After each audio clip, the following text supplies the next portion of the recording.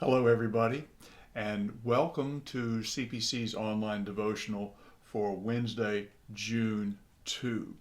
Thanks for tuning in. I hope that your week is off to a good start, and I'm grateful for this opportunity to share this devotional time with you today. Before I go any further, I do want to remind everyone, though, the happy news that we are planning to resume in-person worship in our sanctuary beginning this coming Sunday, June 6.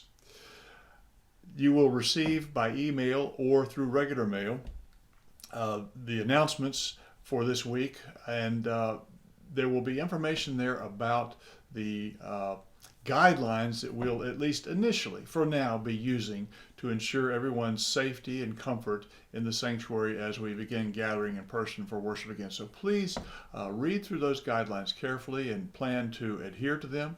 I know that they may seem a little restrictive, but the session feels that the best plan of action at this time is to proceed with some caution during this transition time so that we can begin to gradually lessen those restrictions rather than find ourselves in a position where we might have to increase restrictions later. So we want to go from more to less rather than less to more, if that makes sense. But anyway, just so that everybody feels safe and comfortable, let's all please love one another enough to follow these guidelines as we begin to meet in person again this coming Sunday, June 6th. I certainly look forward to that. Along those lines, I will share that since we are beginning to meet in person again on Sunday mornings, this online devotional, will be the final one. I have enjoyed doing these devotionals over the months, but now that we're going to be able to gather together in person, as I said, today's online devotional will be the concluding one. Once again, I want to draw upon James Barron's, who is a monk at the Monastery of the Holy Spirit in Conyers, Georgia.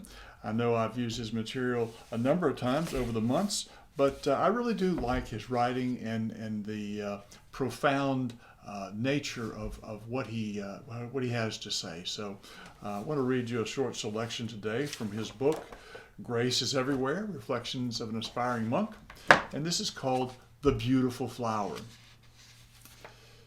In a garden on the monastery grounds stands a large fountain. In front of the fountain once grew a large flower, the name of which I never knew. I would go to the garden very early in the morning, just before dawn, and at that early hour the petals of the flower were always closed.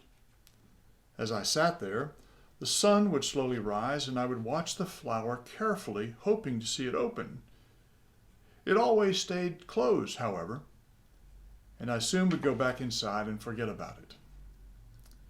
If I returned several hours later, though, the flower would invariably be open as fully as possible, so much so that its outer petals, almost the size of a sheet of paper, looked to be in danger of falling to the ground.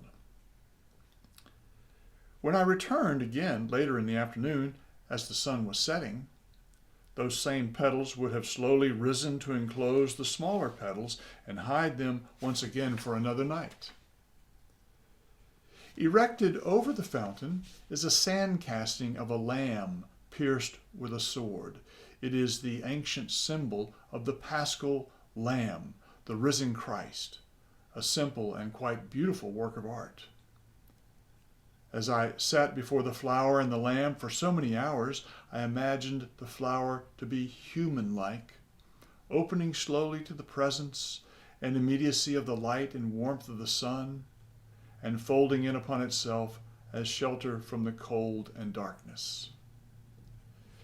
It is God who gave life and beauty to that flower each day, and each night the lamb silently graced the darkness of the garden as a reminder that life is present even when we might seek to hide from it. I've shared that particular selection because I think it's worth noting how James Barron mentions that life is present even when we might seek to hide from it. It feels as if we've been hiding from COVID and all that it implies for so long now that we may have lost touch with the life that continues in the midst of all this. And now that things seem to be getting a little bit better, we certainly want to be aware of the things that we feel that we have done without, that we have lost for all this time. And as we resume a more normal way of life, to be aware of not taking things for granted, not taking one another for granted, not taking what we have, our church, God's love, anything at all. Let's not take it for granted. Life comes, life goes, and in the midst, we belong to God. So, a final thank you for tuning in, and I hope that these devotionals have been helpful to everyone during these months. As I said, I've certainly enjoyed doing them. Hope to see you soon. Hope to see you in person this coming Sunday.